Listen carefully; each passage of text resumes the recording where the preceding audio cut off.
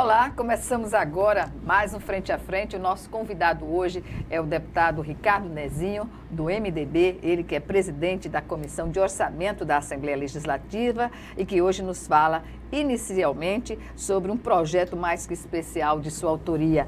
Trata-se do projeto Raízes de Arapiraca, Eternizando Memórias. Ele, inclusive, produz, através deste projeto, um documentário etnográfico sobre os arapiraquenses que tem relação direta com o desenvolvimento da cidade de Arapiraca, nas áreas social, cultural, política e econômica. E é sobre esse assunto, inicialmente, que vamos abordar com o deputado Ricardo Nezinho. Deputado, eu agradeço antecipadamente sua presença aqui mais uma vez e, claro, esse projeto, ele tem agora, neste domingo, uma atividade especial lá no cinema do Shopping Garden de Arapiraca, não é? Com a homenagem que será feita a 40 personalidades arapiraquenses que estão nesse contexto do estudo, não é, do projeto. Esse projeto foi criado há um ano que o senhor vem trabalhando esse projeto. O que o levou a essa iniciativa? Boa tarde, Gorete. Boa tarde aos telespectadores do programa Frente a Frente. Na verdade, o que motivou a gente inspirar esse projeto e poder passar para as pessoas que, de uma forma direta ou indireta, contribui com a história de Arapiraca, foi lá atrás um pouco com o falecimento de meu pai. Meu pai faleceu e quando ele faleceu eu fiquei imaginando que deveria ter feito algum tipo de resgate da história dele, ou ter deixado assim algo audiovisual para que a gente pudesse, no decorrer do tempo, a gente pudesse ir diminuindo ou então preenchendo um pouco aquela ausência dele. Haja vista que naquele tempo também não se tinha hoje essas redes sociais, era mais na máquina, ou era muito limitado. O máximo era um documentário de fotos. O máximo era de fotos, verdade. E ele já com aquela idade não tinha nem como a gente resgatar, porque ele não tinha conseguido fazer isso. Aí tudo bem, ele faleceu, eu fiquei com esse pensamento. Foi quando minha mãe faleceu, adoeceu, digo, e a gente já sabia, tinha levado ela para São Paulo, para Brasília, e a gente já sabia da causa da doença, que era grave. E os médicos nos disseram que aí não poderiam fazer muita coisa. Aí ela ainda em Brasília, eu procurei uma produtora lá e pedi para que a gente pudesse fazer um documentário da vida dela. Haja vista que ela estava lá e poderia muito bem, em sã consciência, poder falar sobre a sua infância, a sua adolescência, como conheceu meu pai, como era a vida dela, como era Arapiraca, como era a cidade que ela chegou, de Mauriti, Ceará. E assim eu fiz essa produção. Fizemos esse documentário e esse documentário para mim serviu muito, porque às vezes eu... Foi uma ideia que saiu de um sentimento, de um sentimento, não é? um sentimento de amor, né? Aí eu, de vez em quando, para matar um pouquinho a saudade dela, eu começo a assistir. E daí por diante eu vi da importância da gente poder eternizar memórias, né? Uma coisa é você falar para o seu neto, para o seu bisneto, quem foi seu pai. Uma coisa é ele ter a oportunidade de poder ouvir a história dele, de ouvir aquela voz, ver o seu semblante, ver sua imagem e daí ficar eternizado aquilo ali. Então, e às vezes tem relatos da própria minha mãe que eu nem sabia. E eu fiquei pensando, por que não fazer isso também em Arapiraca? Haja vista que Arapiraca é uma terra nova.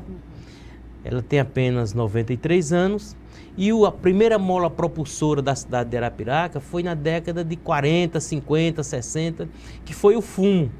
E hoje ainda existem muitos personagens vivos, fumicultores que podem dizer como tudo começou. Como foi sua vida, como foi sua infância, sua adolescência, como era Arapiraca naquele momento, hoje como é que ela está, qual a visão buscar de antes imagens, né, e de fotografias, depois. reunir um acervo, E né? muita gente tem essas imagens e fotografias.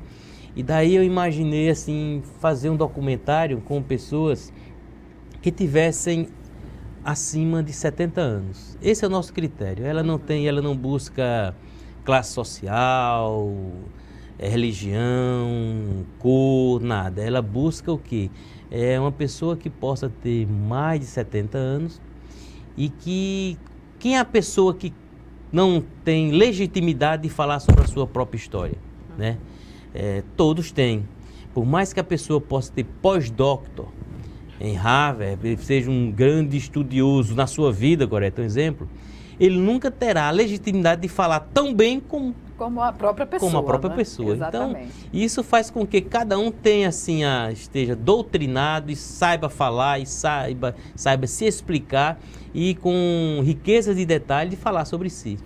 E Então, como foi o começo, propriamente dito, da execução? Porque o projeto foi concebido e quase que imediatamente é executado, né? verdade. O senhor se reúne periodicamente, tem uma equipe. Como foi formatado na prática esse projeto? Esse projeto tem um ano, né? De um ano, Exatamente um ano, exatamente né? Foi em abril de 2017. Começamos a abril de 2017. Aham. E aí eu comecei a reunir uma equipe de pessoas que trabalham comigo e daí a gente começar a entrar em contato com determinadas pessoas. E todas as vezes, todas essas pessoas, elas ficam um pouco... Eu vou falar o que sobre Arapiraca? Pensando ela, que no primeiro momento que a gente queria que ela falasse sobre a história de Arapiraca. De forma nenhuma. Para isso tem historiadores, pesquisadores, tem a própria universidade, tem que ter o curso de história. Ou seja, não, a gente quer que ela fale sobre si. E quando elas têm conhecimento do que realmente elas significam para a história de Arapiraca, qual tem sido a receptividade?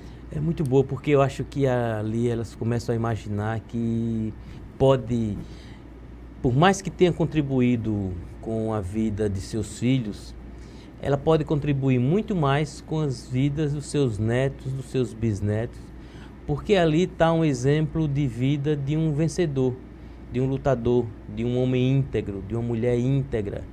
Então ali a mensagem que a gente tenta extrair é isso. O que é que ele pode, qual a mensagem que ele pode deixar para seus netos e para seus bisnetos, para as próprias gerações. E isso aí também ser fonte de pesquisa para outras pessoas.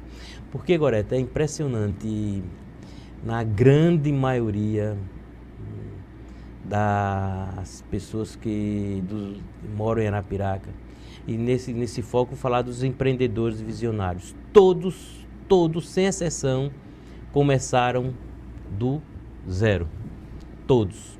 Então Isso é a isso composição econômica, social e política da cidade que deu essa condição, né? Arapiraca nunca foi uma cidade de um município de latifúndios, foi marcada pelo minifúndio e foi progredindo a partir dessa escolha, né? E de uma forma muito abrangente. Não foi uma região de Arapiraca que se destacou. Arapiraca foi crescendo de uma forma meio linear, né? Verdade. A Arapiraca tem uma reforma agrária natural, né, através de seus minifúndios. E também isso a gente percebe que os nossos empreendedores visionários, eles não se concentram, devido ao declínio da cultura do fumo, eles se diversificaram. E a gente vê exemplo aí dos atacadistas da cidade de Arapiraca, das indústrias da cidade de Arapiraca, e nelas, em sua grande maioria, o nosso potencial, a nossa mola propulsora são deles. Não foram nenhuma empresa multinacional que chegou de fora e pá, fez com que Arapiraca crescesse. Nosso maior segredo é as pessoas que chegam à cidade, elas começam a acreditar na terra, começam a acreditar em si e faz esse feedback ela com a própria terra, com a própria cidade, e começa a ter empreendedores que são realmente donos de empresas com centenas de empregos. E todos, sem exceção, começaram do nada. Então isso mostra uma história de superação, isso mostra uma história de retidão, isso mostra uma história de foco, de acreditar, de garra. Então isso é muito importante. É importante para uma cidade nova como a nossa terra e ao mesmo tempo a gente eternizar essas memórias dessas pessoas. Então é um projeto voltado a isso, em que, como lhe respondendo, a gente faz reuniões semanais, todas as sexta-feira à noite a gente se encontra, faz uma reunião, vê como está o andamento do decorrer daquela semana. Já visto que eu passo terça, quarta e quinta aqui em Maceió, na Assembleia Legislativa. Aí a gente faz essa reunião, motiva a equipe, que é importante a equipe estar motivada, tá enxergando, tá todos com um senso comum da importância de um projeto como esse. E aí a gente abre para que a gente possa dar oportunidade a várias pessoas. Então é um projeto que ele não se limita a determinada classe social de forma nenhuma. A gente tem agora a história de seu Duca, desse nosso documentário, hoje temos 40, ele foi o único que faleceu. E ele estava com seus quase 90 anos. Chegou a Arapiraca, numa região lá, Oitizeiro, um povoado, e ele era um carreiro, carro de boi. Aí ele conta que em 1968 comprou um Jeep, mas o que ele reclamava do Jeep era da marcha dura do Jeep. Olha, um carreiro. A condução dos bois era mais fácil, né? Então um homem que tem 13 filhos, sua família é grande, ou seja, tem uma história ali, tem um legado e impressionante, Gorete, impressionante. Pois bem, impressiona porque é a história do desenvolvimento de Arapiraca contada a partir da história de cada uma dessas pessoas, não é isso? E o impressionante, Gorete, como a companheira é importante na vida. Isso é um detalhe especial nesse projeto. Observa-se essa comunhão. De propósito. É impressionante. Que exemplo o senhor daria? Um exemplo. Eu tenho como o seu Duca, do seu Estevão e tantos outros que, ao chegar a uma determinada idade, a cumplicidade daquele casal é tão grande, tão grande, tão grande. E também o exemplo do meu pai e da minha mãe. Meu pai, quando morreu, um ano depois, a minha mãe também morreu, ou seja, né? É uma característica, como é importante você chegar numa velhice, estar bem com seu companheiro, com sua companheira. Como os dois conhece mais o outro que a si mesmo, que né? a si mesmo. É comum observar muito, muito, muito. E é comum também como quem fica se deprime demais. Quem fica, olha assim, diz, por que não eu? Por que eu não fui primeiro? Ou seja, chega assim, determinado momento, na etapa de vida, que aquilo ali está tão sintonizado, existe uma sintonia tão boa, tão gostosa, uma comunhão de companheirismo, que é esse momento que se destaca. E muitas vezes os companheiros ou as companheiras, né, lembram de fatos que a própria pessoa já nem lembra mais, né? É verdade, é verdade. São coisas assim, um complementa o outro. Eu digo a você uma coisa, esse projeto, a importância dele pelo fato dele estar eternizando essas memórias, porque por mais que um filho, ou que um neto, ou que um bisneto gostasse dessa pessoa, mas se a gente não conseguisse eternizar, ela ia para o esquecimento. Né? Se perde no tempo. Não tinha como transmitir de gerações em gerações. Deputado Ricardo Nezinho, nós vamos chamar agora o nosso primeiro intervalo. E já a gente está de volta para falar mais sobre raízes de Arapiraca, eternizando memórias. Até já.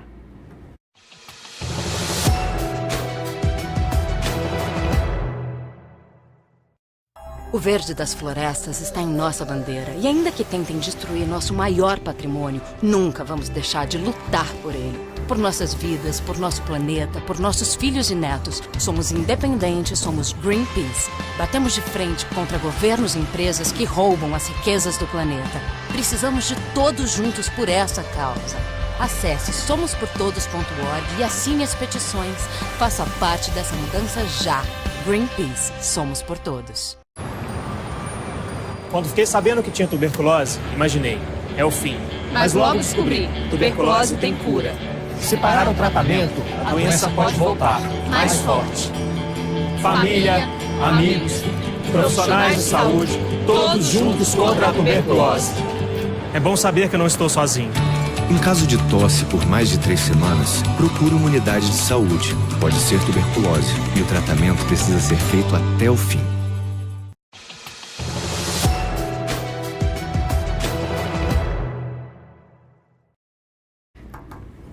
Estamos de volta com Frente a Frente, que hoje recebe o deputado Ricardo Nezinho, ele que é presidente da Comissão de Orçamento da Assembleia Legislativa, e por enquanto ainda estamos falando sobre um projeto muito especial de sua autoria, denominado Raízes de Arapiraca, Eternizando Memórias, que resgata a história de Arapiraca pelos próprios arapiraquenses, contando como chegou, como participou do desenvolvimento socioeconômico da cidade, o desenvolvimento cultural, enfim, e social. Deputado, neste domingo, às 14h, lá em Arapiraca, no cinema do Shopping Garden, estará havendo uma solenidade na qual vai se fazer uma homenagem a 40 personalidades arapiraquenses. É uma atividade, uma ação, parte desse projeto. E qual foi o critério para esse momento e como será esse evento? Como você falou, vai ser na sala do cinema, no Shopping Garden, na sala 3. Uma sala com a capacidade de 240 pessoas. Esses homenageados vão ao shopping. A sala do cinema vai ser aberta às 14 horas. E lá eles receberão um documentário da sua vida, que está em torno desse documentário, ele vai uma média assim de 40 minutos, outro chega a 1h30, outro 1h30, 1h10, e assim consequentemente, depende da evolução, do que foi externado. E ao receber esse documentário, cada um senta, vai ser um evento que não vai ter nenhuma fala, não vai ter discurso, eles sentam na sala do cinema e lá na tela do cinema, cada um vai ter 1 minuto, 1 minuto e 40 de clipe. É um resumo do documentário. Uhum. Aí, de uma forma assim, bem dinâmica. Primeiro tem um make-off, de como aconteceu o projeto. Que o projeto, ele interessante, a gente pediu ao Marcelo Mascaro, que é um artista plástico de lá, que ele pudesse fazer uma tela, e essa tela vai dar 1,60 m por 80 m, e cada quadro daquela tela pudesse destacar uma personalidade, um histórico, um momento de Arapiraca. Sim, sim. Alguma coisa sobre a destaladeira de fumo, a plantação de fumo, que marcou o desenvolvimento de Arapiraca. Aí ele pinta e tal. E quando ele estava pintando, a gente mandou um pessoal filmar e a gente pegou do início até o final. Aí essa é a entrada do documentário, ele filmando e o quadro se transformando, surgindo, de um relato da história da cidade, da árvore da cidade, o fundador da cidade, onde descansou, debaixo da árvore, que chama-se Arapiraca, e assim por diante. Então tem esse quadro e com esse documentário, e pegamos o Jovelino, que é um maestro, e ele construiu a partitura da música do projeto. O projeto tem uma música própria. Pegamos também outro maestro, o professor Marco Sena, ele fez os arranjos musicais. Então é um projeto que tem uma própria música feita pelas próprias pessoas da cidade, os arranjos musicais também e a tela. Então a abertura do documentário é o artista plástico formando aquela tela dos acontecimentos. A partir dos acontecimentos. Da nossa cidade, e a música sendo colocada. Deputado, Daí, make-off depois é o clipe de cada um dos homenageados. Então, é um evento que vai durar em torno de 1 hora, 1h20.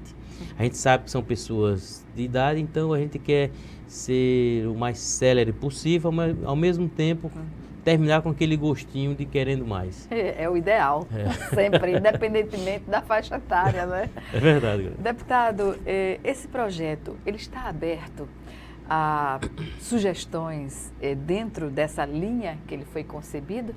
Com certeza. É um projeto que terá um próprio site. Esses documentários todos estarão nesse site. Já está em fase de elaboração? Já está, eu acho que segunda-feira já está pronto, já dá para todos assistirem.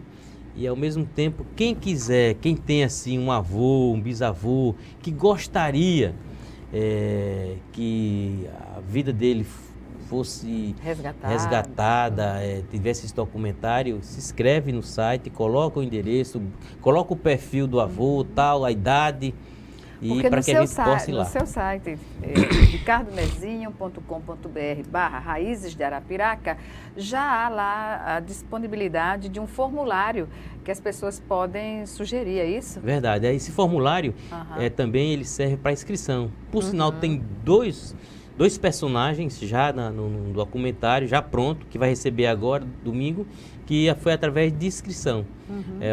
Um neto se inscreveu pedindo para que o avô fosse entrevistado, tal, que construísse esse documentário da vida do avô dele. Aí disse o perfil, tal, a equipe nossa foi lá, fez esse documentário e fizemos em três que se inscreveram. Pois bem, a inscrição, claro, que vai aumentar com a página, né, do projeto. Não Certamente.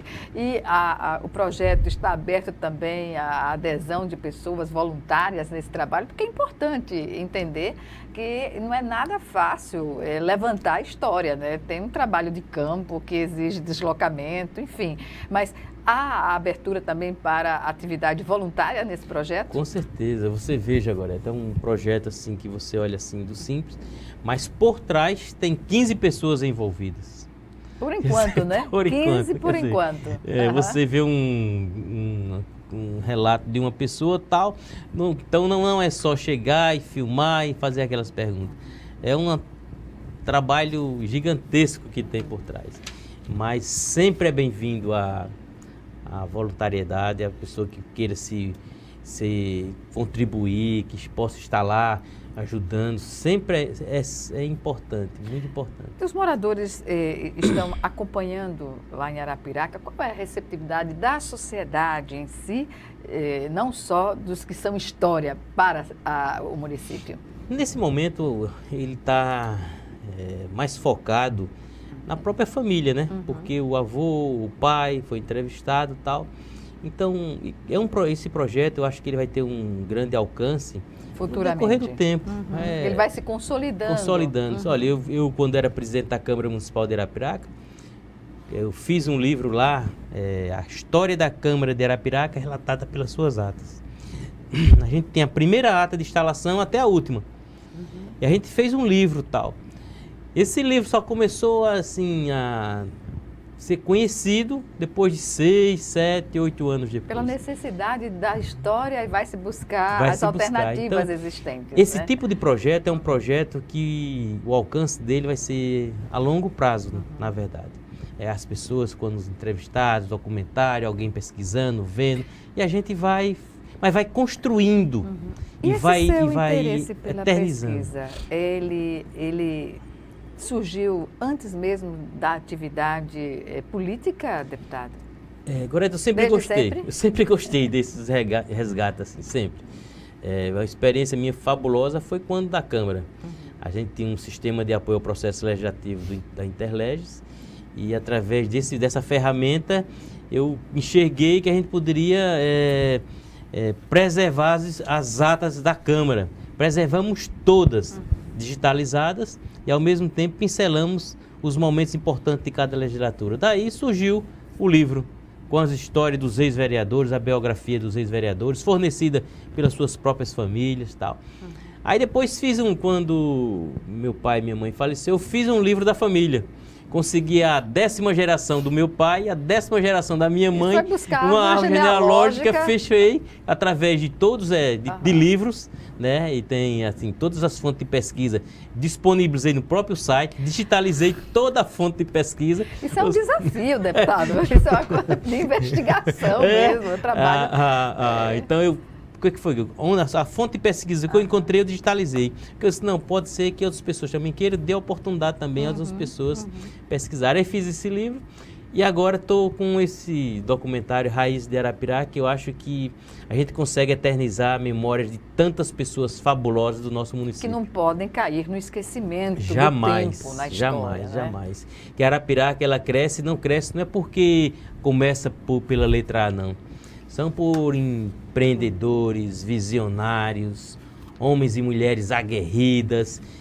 Essa memória, essa cepa especial a gente tem que deixar preservada e servir como exemplo de pesquisa. Pois é, interessante que Arapiraca, quando veio a crise na cultura fumageira, imediatamente o município já se readequou a uma outra opção econômica. E hoje há uma diversidade imensa, não é, no município. Verdade, a gente diversificou a agricultura. Se a gente tivesse ficado parado no tempo, a gente tinha sucumbido. Mas a diversidade que eu me referi não foi só a agricultura, foi a diversidade no desenvolvimento global do município. Tem o Parque Movilheiro, não é? Tem outras opções que colocam Arapiraca até na vanguarda. Não é? Verdade. Por quê? Temos um povo visionário e empreendedor, temos uma localização altamente estratégica, é uma cidade plana, e o senhor terras autor férteis. do projeto de transformar a região de Arapiraca, né, uma região metropolitana. Verdade. Foi através da minha autoria, aprovado por nossos pares aqui na Assembleia Legislativa, que a gente tornou Arapiraca numa região metropolitana. Com a região metropolitana do Agreste, com 12 cidades aí.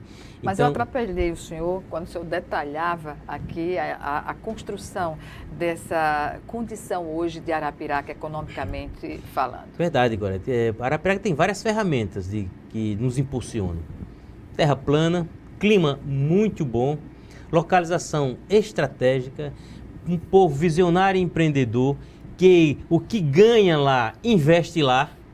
A gente teve a sorte de que as pessoas que ganharam lá não vieram investir na capital, perto da praia. A gente não, a gente investiu lá. Então isso potencializou cada vez mais nosso desenvolvimento.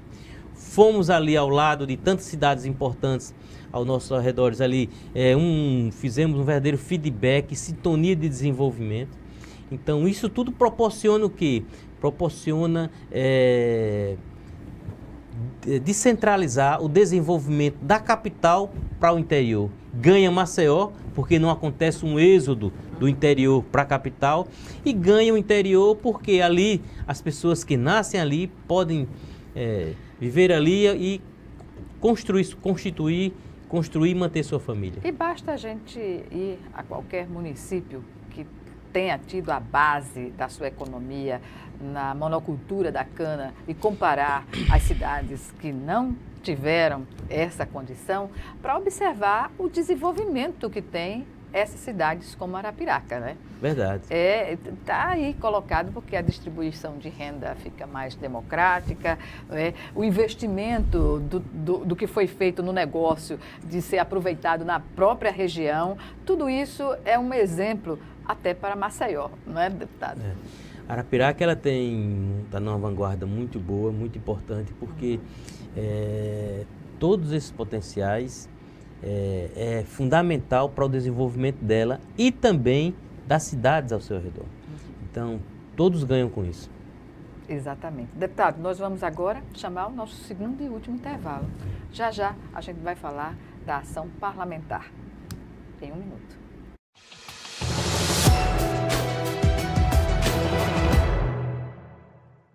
Quando aquele seu amigo namorador teve a primeira filha, você falou que ele passou de consumidor a fornecedor? Já aproveitou o ônibus lotado para se aproveitar da passageira? Já falou, prendam suas cabras que meu bode está solto? Pode parar. Isso incentiva o machismo e a violência sexual. A gente só muda a cultura do estupro mudando o nosso modo de ver o mundo. Machismo já passou da hora. A gente aqui é como se fosse uma família. Encontrei uma coisa que dinheiro nenhum compra, a chamada paz de espírito. Eu encontrei companhias que eu não tinha. A gente toma um café com leite quentinho. Nem no paraíso a gente não ficava tão bem como aqui.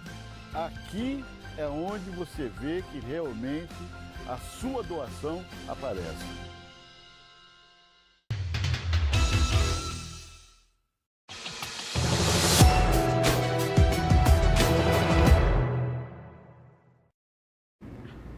De volta para o último bloco do Frente a Frente, que hoje recebe o deputado Ricardo Nezinho, do MDB, presidente da Comissão de Orçamento da Assembleia Legislativa, e que agora nos fala mais sobre a ação parlamentar e a importância das atividades, inclusive, do governo do Estado na região de Arapiraca. E eu começo, deputado, pela experiência da 9ª edição do governo presente em Arapiraca. O que o senhor destacaria nessas atividades?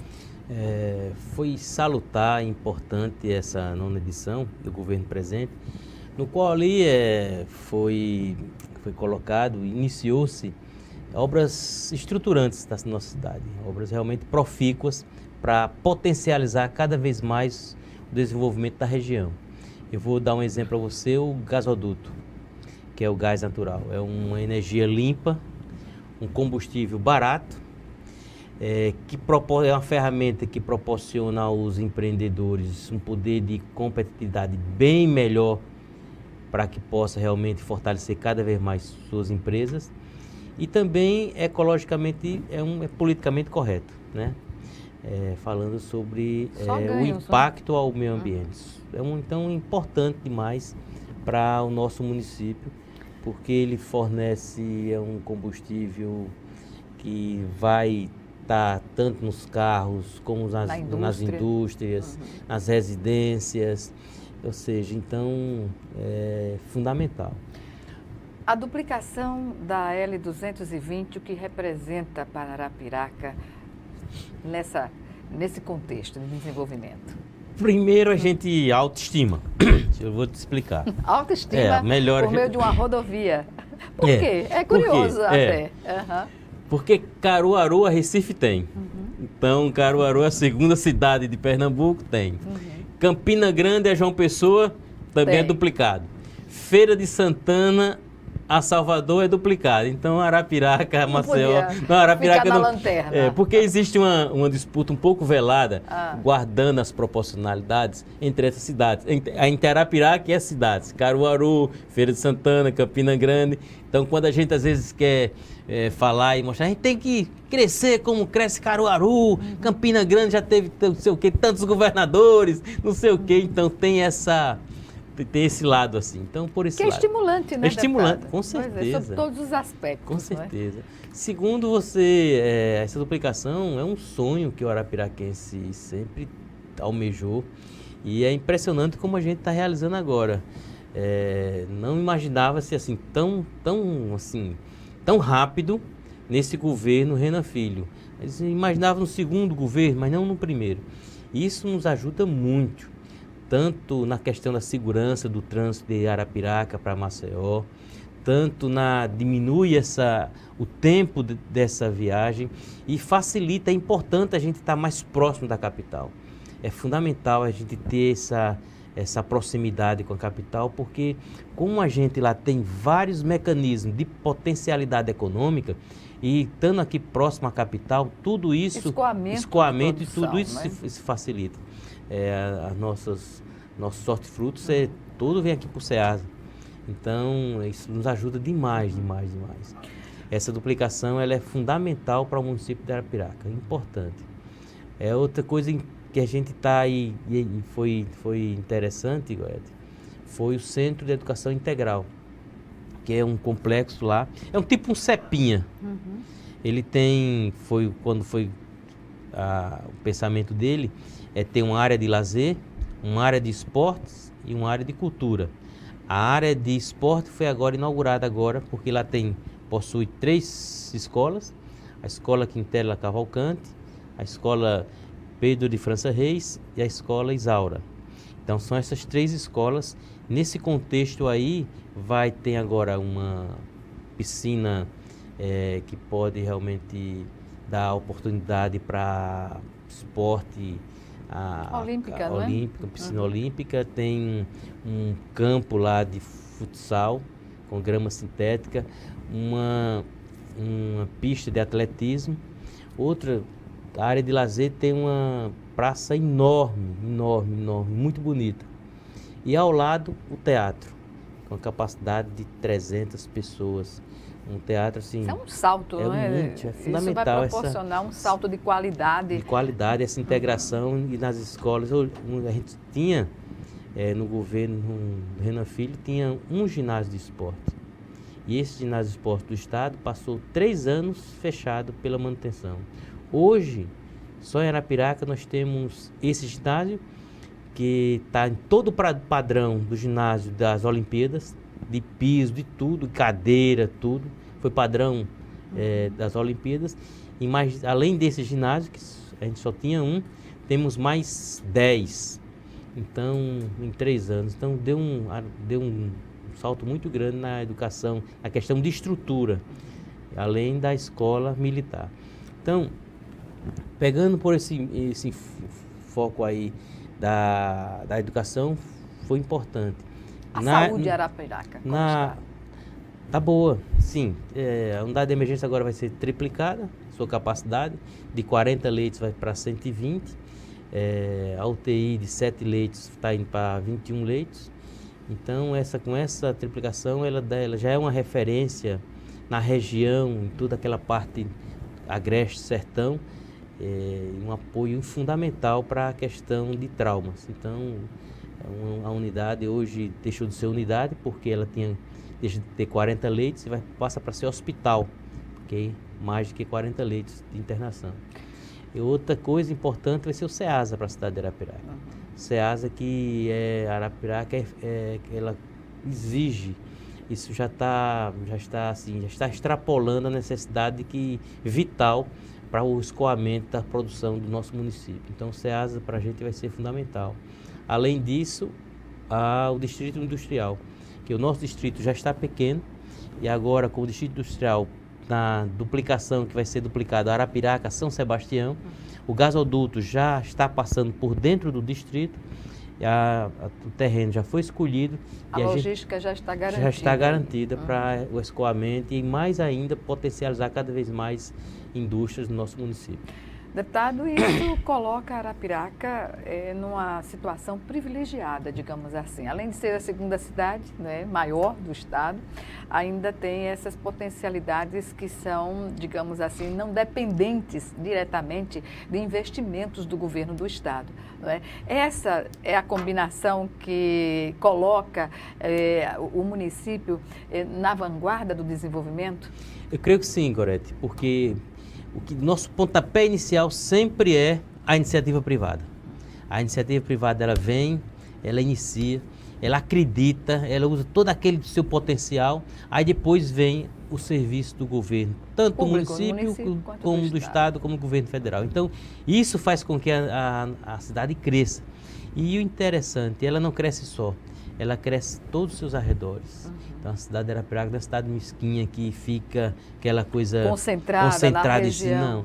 Então, o bom desenvolvimento é aquele que vem para todos, não é? Com certeza, porque todos crescem, né? Quando existe um crescimento assim macro, se a gente deixa de ser apenas uma cidade para enxergarmos realmente uma região. E tudo isso, então, isso é muito benéfico para o estado de Alagoas. Os programas sociais em Arapiraca estão atendendo? O que é que o senhor tem de informação nesse sentido? Gorete, na verdade, a gente está numa crise nacional, né? E com isso, essa segurada dos recursos do governo federal, contingenciamento, isso é lógico que às vezes compromete um pouco tantas ações do governo do estado, como a ação do governo municipal, como a própria ação do governo federal. Isso, na crise, todos perdem. Então, aí onde é que vem, sobressai quem faz a coisa dar certo. Eu vou dar um exemplo aqui, o Renan Filho, o governador Renan Filho. Uma crise dessa, tudo com recursos próprios. É difícil, um estado pobre, Porque pequeno. trabalhou, não é, a questão do ajuste fiscal no início da gestão. Não é? Esse foi um ponto fundamental para que hoje se tenha uma certa tranquilidade em meio a essa crise que assola em todo o país. Mas, deputado, o que dizer hoje da relação da base aliada do governo, do que era antes e do que é agora? Estamos em ano eleitoral, não é? Mas o que dizer hoje dessa correlação de forças na Assembleia Legislativa? Tem aumentado a adesão? Tem, a casa tem se comportado assim, muito partícipe com o governo Renan Filho. Ela tem realmente ajudado muito ao governo Renan Filho. Porque o executivo, ele tem que ter essa sintonia com o legislativo, porque senão as coisas travam, muitas coisas deixam de acontecer. Então a Assembleia Legislativa aqui, ela tem contribuído muito na gestão do governo. Esse sucesso do governo Renan Filho também se coloca também aqui na própria casa. Enquanto presidente da Comissão de Orçamento, que o senhor pega a peça orçamentária, não é? E a discussão é sempre, se reclama muito de que os setores só vêm aqui quando é no dia da votação, quando poderia estar acompanhando, em termos de aprovação de orçamento. Mas o senhor avalia, no geral, que em meio à crise que se passa, qual é a relação do governo? Ele tem colocado a destinação orçamentária dentro de uma realidade ou poderia fazer uma distribuição mais adequada? Como o senhor vê em geral? A gente enxerga primeiro assim que determinados assuntos, a própria mesa diretora, ela está atuando bem nessa própria sintonia, juntamente com o nosso presidente, Inácio, que também ele faz com que a coisa possa estar de uma forma assim muito sintonizada e muito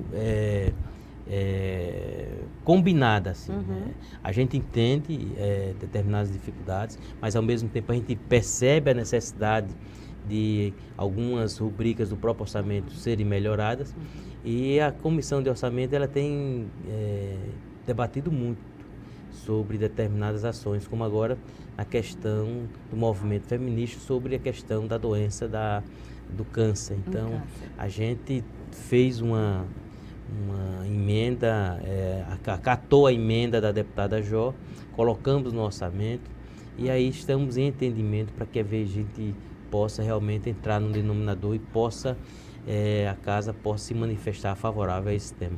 Agora a casa há 2 semanas que tem aí, tem enfrentado um embate na questão dos vetos, né?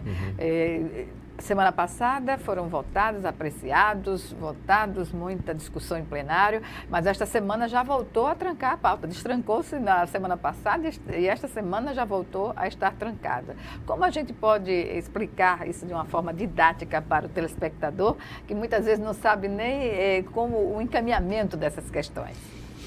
A casa ela funciona por unanimidade, né? Quando existe uma unanimidade, determinada ação na reunião, ela acontece de uma forma assim muito tranquila, como flui, como na pauta da semana retrasada, quando tinha a questão dos projetos dos delegados, onde todo em sua unanimidade via a importância e a celeridade daquele projeto acontecer. Então, naquele momento de acordo de liderança, houve um destrancamento da pauta para poder votar aquele projeto. Automaticamente, depois a pauta foi trancada para poder dar prioridade aos vetos, que é isso que se fala no próprio regimento da casa. E a semana passada a gente começou a votar os vetos. Tem alguns vetos que precisam serem mais discutidos, mas ela está andando mesmo assim, mesmo com a pauta destrancada. Os bastidores, as comissões estão se reunindo e ao mesmo tempo a gente está, da medida possível, os projetos estão sendo votados, aprovando, derrubando ou não o veto do governo. Pré-candidato à reeleição, deputado? Pré-candidato à reeleição, se Deus assim permitir. Estamos no MDB e mais uma vez eu peço a Deus, né, que a gente possa ter mais uma oportunidade, se for o caso assim, da gente poder retornar a esta casa com mais 4 anos de deputado estadual. Pois é, o senhor está há 12 anos, né?